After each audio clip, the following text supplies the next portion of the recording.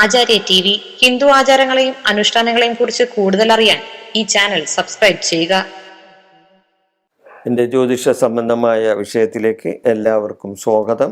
ഞാൻ ഇന്ന് പറയാൻ പോകുന്ന ഒരു ജ്യോതിഷ വിഷയം, ത്രിസന്ധ്യ നേരത്ത് ഏത് ദേവതയെ ഭജിക്കണം, ത്രിസന്ധ്യ നേരത്ത് ഏത് ദേവതയെ ഭജിച്ചാൽ അല്ലെങ്കിൽ ഏത് ദേവതയെ ആരാധിച്ചാൽ ഗുണം കിട്ടും, അതാണ് നമ്മൾ പറയാൻ പോകുന്ന വിഷയം.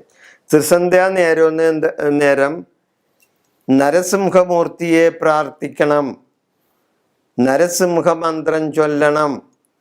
ത്രിസന്ധ്യ നേരത്ത് പ്രാർത്ഥിക്കേണ്ട ദേവത നരസിംഹമൂർത്തിയാണ്. നരസിംഹമൂർത്തിയെ പ്രാർത്ഥിക്കുകയും നരസിംഹ മന്ത്രം ചൊല്ലുകയും ചെയ്താൽ നമ്മൾക്കത് ഗുണം കിട്ടും. ദേവൻ, അതായത് നരസിംഹദേവൻ പിറവിയെടുത്തത് ഏത് നേരത്താണ്? ത്രിസന്ധ്യാ നേരത്താണ്. നരസിംഹമൂർത്തി ഉടലെടുത്തത്, ജന്മമെടുത്തത് ത്രിസന്ധ്യാ നേരത്താണ്. ഹിരണ്യകശ്യപന്റെ വരം അതായിരുന്നു. ഹിരണ്യകശ്യപനെ കൊല്ലാനല്ലേ, ഹിരണ്യനെ കൊല്ലാനല്ലേ നരസിംഹമൂർത്തി ഉടലെടുത്തത്, ഇല്ലേ? അപ്പൊ ഹിരണ്യന് ഒരു വരമുണ്ടായിരുന്നു. ഹിരണ്യന്റെ വരം എന്താണ്? ഹിരണ്യനെ പകലാരും കൊല്ലരുത്, രാത്രിയും കൊല്ലരുത്. അതായത് ഹിരണ്യന് രാത്രിയും പകലും മരണമില്ല. അതേപോലെ തന്നെ വീട്ടിൽ വെച്ചും വീടിന് പുറത്തു വെച്ചും ഹിരണ്യന് മരണമില്ല. ആ ഒരു വരം ഹിരണ്യന്റെ കയ്യിലുണ്ടായിരുന്നു. അപ്പൊ രാത്രിയും പകലും കൊല്ലാൻ പാടില്ല, വീടിനകത്തും വെച്ചും കൊല്ലാൻ പാടില്ല, വീടിന് പുറത്തു വെച്ചും കൊല്ലാൻ പാടില്ല ഹിരണ്യനെ. അല്ലെങ്കിൽ കൊല്ലാനല്ല, മരണം പാടില്ല. അങ്ങനെ ഒരു വരം ഹിരണ്യൻ നേടിയിട്ടുണ്ടായിരുന്നു. അപ്പോൾ ഹിരണ്യന്റെ ഈ ദുഷ്ടത്തരം പ്രഹ്ലാദന് സഹിക്കാൻ പറ്റാതെ വന്നപ്പോൾ നാരായണ നാരായണ എന്ന് പറയുമ്പോൾ ഹിരണ്യൻ ഹിരണ്യായ നമ എന്ന് പറയാനാണ് പ്രഹ്ലാദനോട് പറയുന്നത്, അല്ലേ? സ്വന്തം മകനോട് പറയുന്നത്. അപ്പൊ ഇങ്ങനെ ഇത് വന്നപ്പോൾ അച്ഛനും മകനും തർക്കമായി. അച്ഛനും മകനും തമ്മിൽ തർക്കമായപ്പോ ഹിരണ്യൻ മകനോട് പറയാണ്, എവിടെ നിന്റെ നാരായണൻ? എന്നെ ഒന്ന് കാണിച്ചതാ, നിന്റെ ഹിരണ്യൻ നാരായണൻ എന്ന് പറയുമ്പോൾ നാരായണ നാരായണ എന്ന് പറഞ്ഞുകൊണ്ടിരിക്കുന്ന പ്രഹ്ലാദൻ പറഞ്ഞുകൊണ്ടിരിക്കുമ്പോൾ ഒരു തൂണിനടുത്ത് വന്ന് നിന്ന് സംസാരിക്കുമ്പോൾ ഹിരണ്യൻ പറയാണ്, ഈ തൂണിലുണ്ടോ നിന്റെ നാരായണൻ? ഈ തൂണിലുണ്ടോ നിന്റെ നാരായണൻ എന്ന് ചോദിക്കുമ്പോൾ പ്രഹ്ലാദൻ പറയണ്, അതെ, ഈ തൂണിലും എൻ്റെ നാരായണനുണ്ട് എന്ന് പറയാണ്.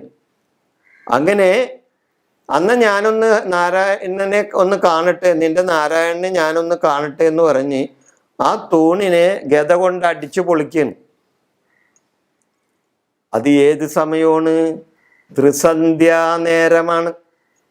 ആ സമയം ത്രിസന്ധ്യാ നേരമാണ്. ആ ത്രിസന്ധ്യ എന്ന് പറഞ്ഞാൽ എന്താണ്? പകലുമല്ല രാത്രിയല്ല, അതാണ് ത്രിസന്ധ്യ. ആ സമയത്ത് ആ തൂണ് പൊട്ടിപ്പിളർന്ന് നരസിംഹമൂർത്തി, സാക്ഷാൽ നാരായണമൂർത്തി നരസിംഹമൂർത്തി അവിടെ ഉടലെടുക്കുകയാണ് ഹിരണ്യനെ വധിക്കാൻ വേണ്ടി, ഇല്ലേ? അതുമാത്രമല്ല, ഹിരണ്യന്റെ വരമനുസരിച്ച് വീടിനകത്തുമല്ല പുറത്തുമല്ല, അതായത് വീടിന്റെ വരാന്തയിൽ വെച്ചാണ് സംഭവിക്കുന്നതെന്നാ പറയണത്. തൂണെന്ന് പറഞ്ഞാൽ വരാന്തയിലാണല്ലോ. അപ്പൊ ആ തൂണിലെ വരാന്തയിലെ വീടിനകത്തുമല്ല പുറത്തുമല്ല. അപ്പൊ വീടിനകത്തും പുറത്തും വെച്ച് മരണമില്ലാത്തവന് വീടിന്റെ വരാന്തയിൽ വെച്ച് തൂണിൽ നിന്നും നാരായണൻ പൊട്ടിപ്പിളർന്നു വന്ന്, സാക്ഷാൽ നാരായണദേവൻ പൊട്ടിപ്പിളർന്നു വന്ന് ഹിരണ്യനെ വധിക്കുകയാണ്. അപ്പൊ ഹിരണ്യനെ വധിക്കാൻ ശത്രു സംഹാരമൂർത്തിയായി ഉടലെടുത്തതാണ് നമ്മുടെ നരസിംഹമൂർത്തി. അപ്പൊ രാത്രിയുമല്ല പകലുമല്ല. അപ്പൊ രാത്രിയും പകലുമല്ലാത്ത ത്രിസന്ധ്യാ നേരത്ത് നരസിംഹമൂർത്തിയെ ഭജിച്ചാൽ നമ്മൾക്ക് ശത്രുവിനെ തടയാം, അല്ലെങ്കിൽ ശത്രുദോഷങ്ങളിൽ നിന്നും അകന്നു നിൽക്കാം. ശത്രുക്കളുടെ ദോഷങ്ങൾ നമ്മൾക്ക് ഉണ്ടാവില്ല. അപ്പോൾ ശത്രുദോഷങ്ങളിൽ നിന്ന് അകലാനും അതേപോലെ തന്നെ നമ്മൾക്ക് ശ്രേയസ് ഉണ്ടാകാനും ത്രിസന്ധ്യാ നേരത്ത് നരസിംഹമൂർത്തിയുടെ മന്ത്രം ചൊല്ലുന്നത് ഏറ്റവും ഉത്തമമായ സമയമാണ്. സാക്ഷാൽ വൈകുണ്ഠനാഥൻ്റെ അവതാരങ്ങളിലൊന്നാണ്.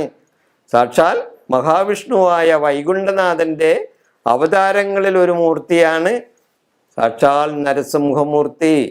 ആ നരസിംഹമൂർത്തിയെ ത്രിസന്ധ്യാ നേരത്ത് ഭജിച്ചാൽ തീർച്ചയായിട്ടും അവിടെ നമുക്ക് ശുഭഫലങ്ങൾ കിട്ടും. ഈ വിഷയം ഞാൻ അവസാനിപ്പിക്കുന്നു. ജ്യോതിഷ സംബന്ധമായ വിഷയത്തിന് നിങ്ങൾക്ക് എന്നെ വിളിക്കാവുന്നതാണ്. നന്ദി, നമസ്കാരം.